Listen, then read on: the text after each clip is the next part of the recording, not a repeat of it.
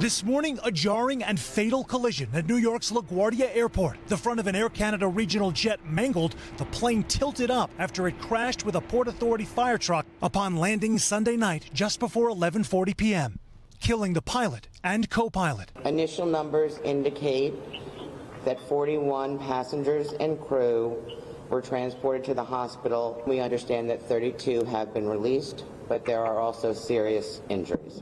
Sadly, the two pilots are confirmed deceased, and notifications are being made by Air Canada's care team at this time. Air traffic controllers appearing to give a Truck 1 clearance to go. Truck 1 and Company LaGuardia Tower requesting to cross 4 at Delta. Truck 1 and Company cross 4 at Delta.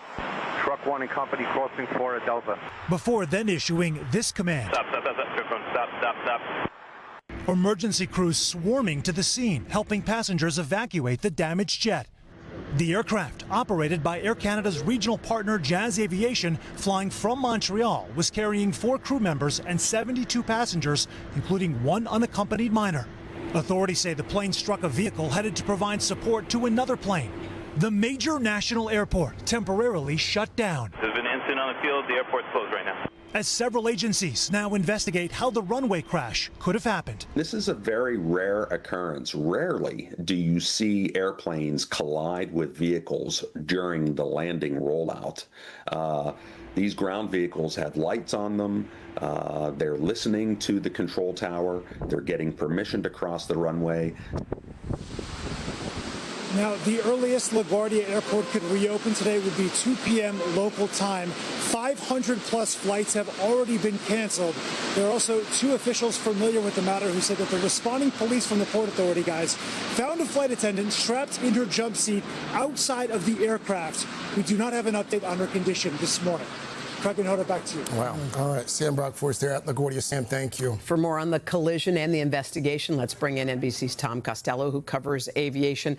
Tom, we just heard that experts say it's rare to have something like this.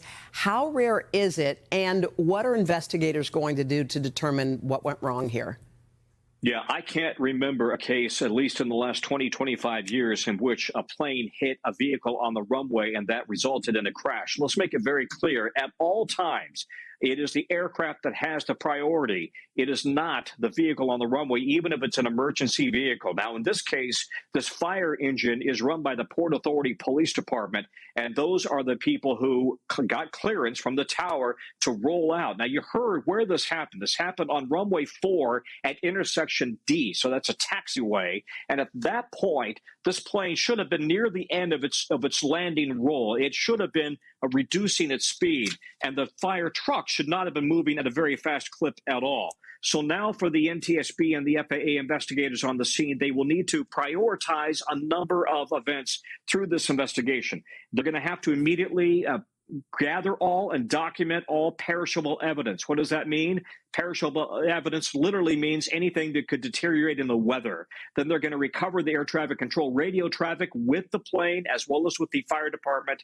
They're going to have the cockpit voice recorder hopefully intact. They'll be listening to that. And then they'll interview air traffic control as well as the Port Authority crew and any surviving crew members from that plane, flight attendants, for example, and passengers about how all of this happened. The NTSB chair, Jennifer Hamady, will be leading this investigation on site there at LaGuardia, but really just a very unusual call. And I think at this early date, there has to be some concern about whether there was a mistake in communication between the tower and the fire department. Hey, Tom, to that end, help folks understand what kinds of precautions are in place to prevent things like this from happening.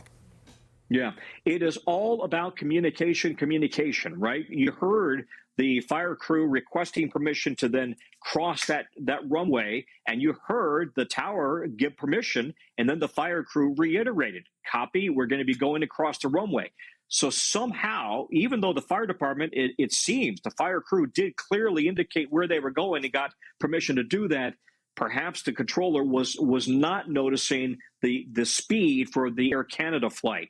Let me also make it very clear that in my experience covering aviation crashes for the better part of 25, 30 years or so, it's almost always a chain of events that makes the normal abnormal.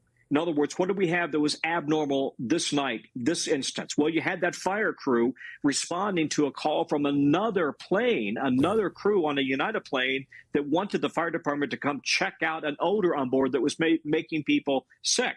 So that became abnormal, right? The fire crew was rushing to that scene, got permission to then cross runway 4, but somehow the breakdown in communication as Air Canada was already coming in pretty fast for that landing. To be very clear here, it is always the responsibility of the vehicles on the tarmac, on the runway, to make way for planes. All right. Tom Costello. Tom, thank you so much. We appreciate it. Yeah. Hey, thanks for watching. And don't forget, you can catch the Today Show every morning on NBC or take Today when you're on the go. Just follow the Today podcast on Apple Podcasts, Spotify, or wherever you listen.